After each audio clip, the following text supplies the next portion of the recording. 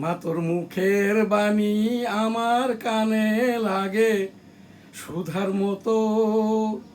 মরি high high রে, মা তোর বদন খানি মলিন হলে, ও মা আমি নয়ন জলে ভাসি সোনার বাংলা।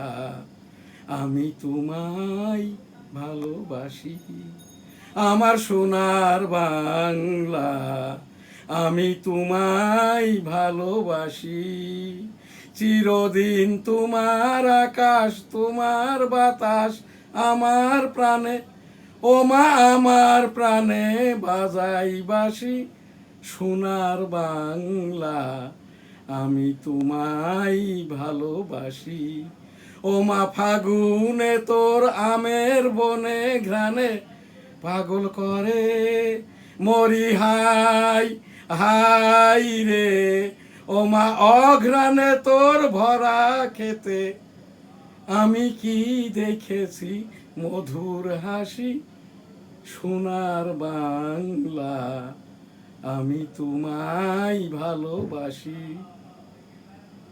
মা তোর মুখের বাণী আমার কানে লাগে সুধার মতো। মরি হাই হাই রে, মা তোর মুখের বাণী আমার কানে লাগে সুধার মতো। মরি হাই হাই রে, মা তোর বদন খানি মলিন হলে, ও মা আমি নয়ন জলে ভাসি সোনার বাংলা। মা তোর বদন খানি মলিন হলে, ও মা আমি নয়ন জলে ভাসি সোনার বাংলা। আমি তোমায় ভালোবাসি। জয় বাংলা। আসসালামু আলাইকুম। ভার্চুয়াল এডিটর হাফেজ মাওলানা শাহজালাল গোলদার। এই যে এপ্রিল 17 বঙ্গবন্ধু বাংলাদেশ নামক রাষ্ট্র সৃষ্টি হওয়ার আগেই মেহেরপুরের অম্রকানন হতে রাষ্ট্রপতি নির্বাচিত হন। সেই বঙ্গবন্ধুর 17 এপ্রিল উপলক্ষে বাংলাদেশের মুক্তিযুদ্ধের সকল শহীদদের বিদেহী আত্মার শান্তি কামনা করি। রাব্বুল আলামিন সকলকে জান্নাত দান করুন। আস্তাগফিরুল্লাহ, আমিন। আমি 1971 সালে রণাঙ্গনের একজন মুক্তিযোদ্ধা। মুক্তিযুদ্ধ করতে যেয়ে আমার বাম কানটি নষ্ট হয়, এখনও নষ্ট। এই 13তম জাতীয় সংসদ নির্বাচনে আমিও অংশগ্রহণ করেছিলাম। স্বতন্ত্র আওয়ামী লীগ তকমা দিয়ে আমার নির্বাচনটা করতে দেয়নি। আমার আপিল ফাইল নম্বর 1370 রিট। নির্বাচন গণভোট হয়েছে 12 ফেব্রুয়ারি 26।